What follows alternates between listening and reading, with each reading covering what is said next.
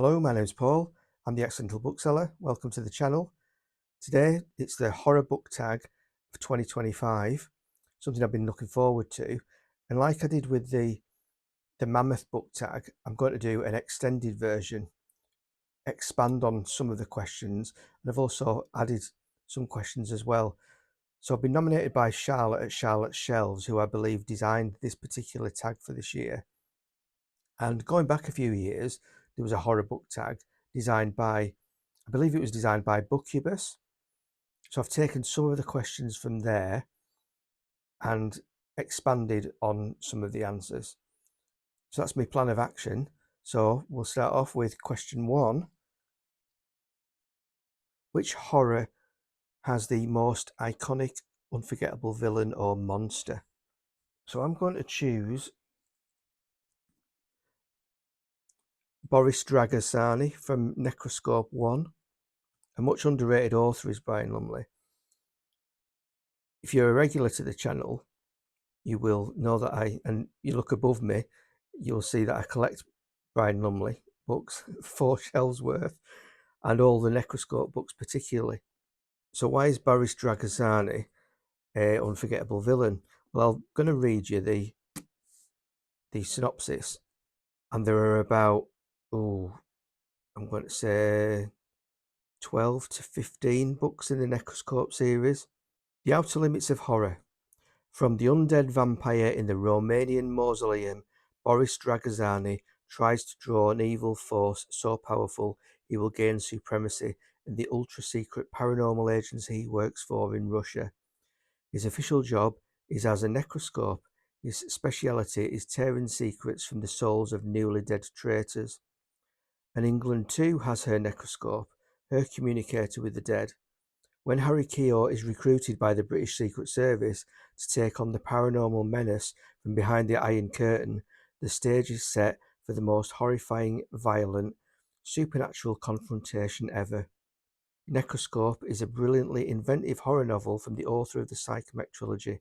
Topical, unpredictable, shocking, and completely impossible to put down. These are I do prefer the British versions of the covers for Necroscope, designed by a chap called George Underwood, who went to school with David Bowie. Also designed quite a few of Bowie's album covers. America has its own set of covers, and some people swear by those as well. I prefer the British versions though. So Necroscope is set in the 1980s stroke 1970s Cold War era. There's the Cold War enemies who also partake in paranormal, not wars, but paranormal confrontations, and they have their own paranormal figures within their respective organisations. The Brits have Harry Keogh, who's a necroscope. What a necroscope is someone who he will talk to the dead, the spirits, and learn all the secrets there is to be learned from the great minds of the past in order to work good things in the real world. And the protagonist on the Russian side is a chap called Boris Dragasani. He is also he's called himself a necroscope, but he's really a necromancer, where contrary to Harry Keogh, who will talk to the dead and form relationships and gain secrets that way, Boris Dragasani will eviscerate the dead flesh of a person and torture that flesh in order to gain the secrets that way. Yeah, a little bit unusual, but it is a fantastic start to what is an unbelievable series involving vampires and a particular vampire universe, which takes sort of precedence from about the 6th book onwards, because you've got 5 necroscopes, then you've got 3 vampire world books, all set within the same time frame and story arc. But I won't go any further into those, other than to say that I just love the Boris Dragasani figure. He is menacing. He does come across as a very formidable foe within the story arc. So that's my first. I'm going to have to answer these a bit quicker, aren't I? Second question is, can you recommend a horror book that deserves more recognition? So I considered things like The Mist by Stephen King, The Dead Zone by Stephen King, two books by King which don't get a lot of traction within the conversation piece regarding Stephen King. There's also The Day of the Triffids by John Wyndham, which doesn't get half the credit it deserves, I think predominantly because of the really bad TV and movie adaptations of The Day of the Triffids.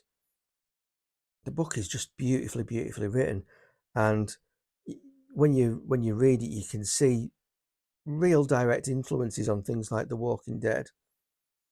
But those I'm not going to choose those for the recommendations of books that deserve horror books that deserve more recognition, because they're kind of famous, all those anyway.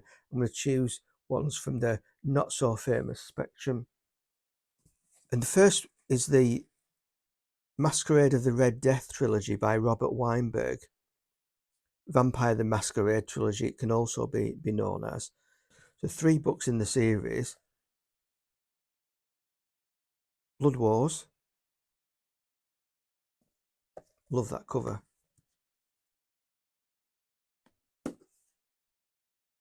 Unholy Allies. Okay, so it doesn't shine. And the 3rd book in the series, The Unbeholden. There's also, in the same universe, there's a whole branch of White Wolf Publishing books on the Vampire the Masquerade series. What I will do is, the camera on the laptop, if I bend the laptop up, you see on the top shelf there's some green books. So you've got all those white ones, which are Chaosium Lovecraftian books, and then above that on the top shelf there's a load of green books and 2 browns. They're all White Wolf Publishing from the Vampire the Masquerade universe. And when you're buying these 3, you've got to be careful not to mistakenly get some of those other ones. Robert Weinberg only wrote these 3. He wrote 3 others which are purple covers, called the Horizon War trilogy, which is also published by White Wolf. But of the green ones, these 3 are the main ones and the good ones. Some of those other White Wolf publishings by other authors, there's a mixture of authors, and there's also a mixture of quality. These are the 3 that you want to get. They're not cheap these days either. That's one lot of underappreciated works. I've also picked out Brent Monahan, who wrote The Book of Common Dread, The Uprising, and The Blood of the Covenant. It's over 30 years since I read these, so I can't remember what they're about other than that they were good. Got The Book of Common Dread, which is one book, and The Blood of the Covenant is a connected book, and then The Uprising is completely different. All 3 highly recommended. I'm not convinced that he wrote any more. I think those are the only ones that he's written. And the other one, which tends to crop up very occasionally on Facebook horror groups, is Wet Work by Philip Nutman. Highly recommended. A vital and original talent, says Clive Barker. And maybe this may be his only novel. There may be another novel, but he wasn't a prolific author in terms of published novels. But if you see this knocking around anywhere, snap it up because it's nice. So in addition to books that are underappreciated, I thought I'd also do books that are overappreciated or overrated. and I'm going to put Kath Kodja in this. Kath Kodja has developed something of a cult reputation. I mean, the cover, particularly around the covers are fantastic covers. This one, I can just.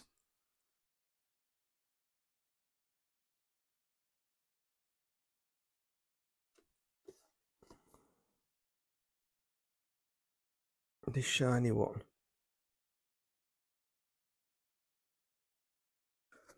Nice covers, but the books couldn't really get into them. Tried.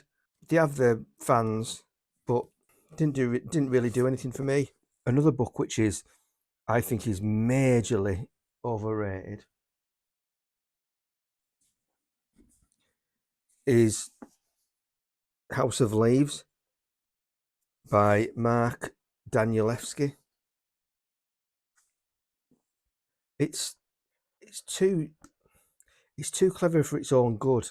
It's written in a strange format where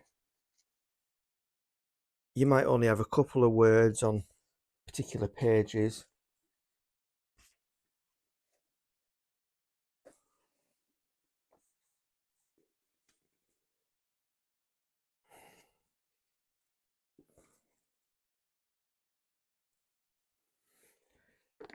I mean, it's a meaty tome. It's what 700 pages ish.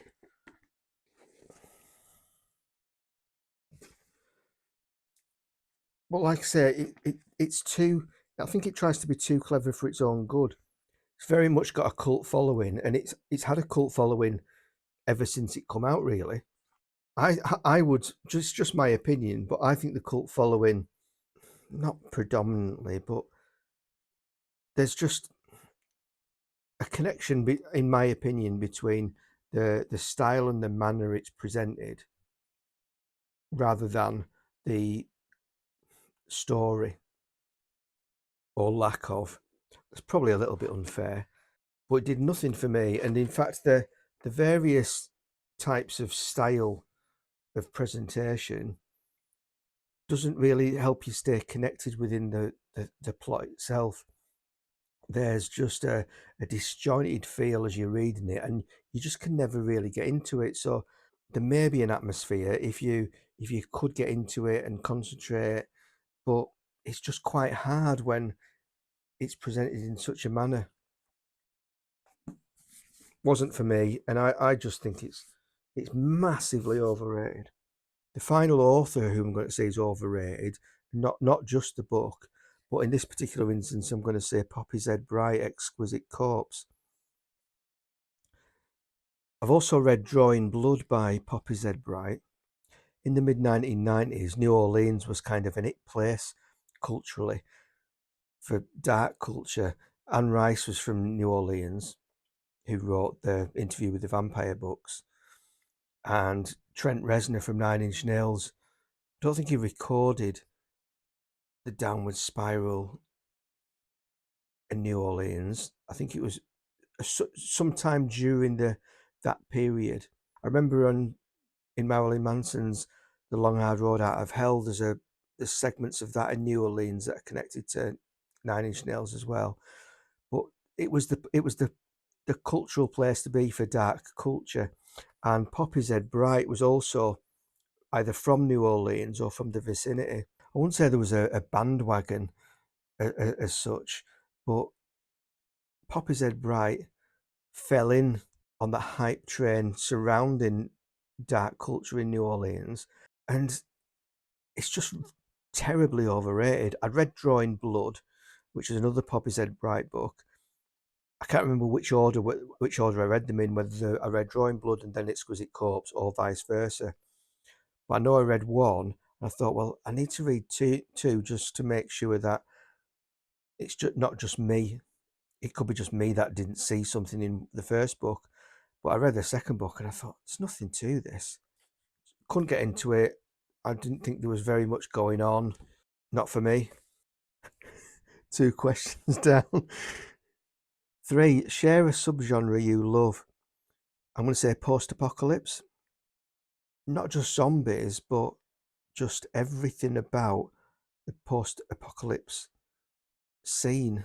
Well, scene's a bad word, but situations based around the post-apocalypse nature, be it a nuclear holocaust or a zombie apocalypse, or just something where society is broken down and you either have to live in bunkers or from meal to meal. Yeah, I just really find it entertaining. Question 4. Which horror made you reflect most deeply on a theme, feeling, or emotion? Pick 2 answers for this. The first being Dracula. And around the time of the Gary Oldman Dracula film, saw quite a lengthy documentary on TV about the whole Dracula phenomenon. And it did bring up a connection to the HIV crisis and infected blood and things like that. It's not something I'd particularly thought of before, but it was quite enlightening, and I did agree with what they had to say. The other one in the question 4 category is Others by James Herbert. There's questions around disability and the disabled. I could have put Others in the question, which was, can you recommend a horror book that deserves more recognition? Because many people will go on about The Rats or The Fog or other books by James Herbert, but Others, I think, is his best book. Number 5 is, what is one book you had to put down because it was too distressing? I haven't put down a book that's too distressing. I don't know whether that says anything bad about me, but I just don't find stuff distressing. Don't find horror books scary in any shape or form either. I appreciate the inventiveness and the mind that creates the horror story, particularly something that might be refreshing or unusual. Number 6 is, share a horror novel that you think has been made into a great movie adaptation. I've got 3 for this in reverse order. Number 3, The Omen. Particularly like the first Omen film, based on the book by David Seltzer. And Damien Omen 2 is a good film as well. I've read the books 3, 4, and 5. Did enjoy those particular books as well. I haven't read Omen 1 and 2, but in fact I don't even own them. Although I've just bought Omen 2, and I'm on the hunt for a decent copy of Omen 1. Well, that would be number 3. Number 2, of course, is Hellraiser. This is the 3-disc collector's edition called Leviathan, which is just a whole lot of interviews and insight and making of details. Limited edition. I don't know whether it's freely available anymore. But from a literary perspective, for Hellraiser, obviously it's based around the book The Hellbound Heart by Clive Barker, which I actually think is a pretty disappointing book, considering I'm a fan of Clive Barker and all his work, his painting, his film, his books. I think Hellbound Heart is I'm not going to call it weak, but it's okay. Okay stroke good, not great. The film, obviously sensational. And from a film perspective, Doug Bradley's book. You've also got Hellbound Hearts, which is 21 tales inspired by Clive Barker's hell-raising universe. So there's a forward by Clive Barker and an afterword by Doug Bradley. I've also got What Monsters Do by Nicholas Vince, signed as well. He was appearing at the Manchester Horror Film Festival in roughly 2011, 2012. He was doing a signing, so Hellraiser related. But number 1, it's my favourite horror film, based obviously around Dracula, and it's Nosferatu. Not the silent Max Schreck film for the 1920s, but the Werner Herzog Klaus Kinski film of the 1970s. Let's say 78-ish, is it? 79 is the copyright. 78, 79. I just love this film.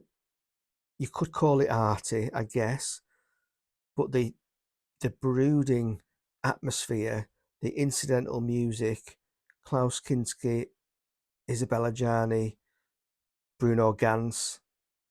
Fantastic. Bruno Ganz, by the way, became more famous for his part in the Downfall film about Adolf Hitler's final hours in the bunker in Berlin. But fantastic acting, and right from the very off, you've got beautifully haunting music with a montage of an ossuary, which really fits the theme. Lots of quiet interludes rather than in the 1970s. There's a lot of films with incidental music which didn't really fit the film itself, and in fact it distracts you from the mood of a film. Whereas in Nosferatu, there's lots of silence, and when there isn't silence, there's lots of ethereal and just music that fits the quiet, solitudinous theme of Nosferatu living where he lives. Klaus Kinski's sensational. I just think it's the archetypal Dracula vampire film. Fantastic. Just my opinion, of course. Number 7. What is the next horror novel you're excited to read? Not strictly a novel, but it's The Nightmare Factory by Thomas Ligotti. Lots of different stories within the book. Had it ages, and I know I must read it. Number 8. What is the aim of a good horror novel? Like any book, it's to entertain, really. It's nothing, no different, really.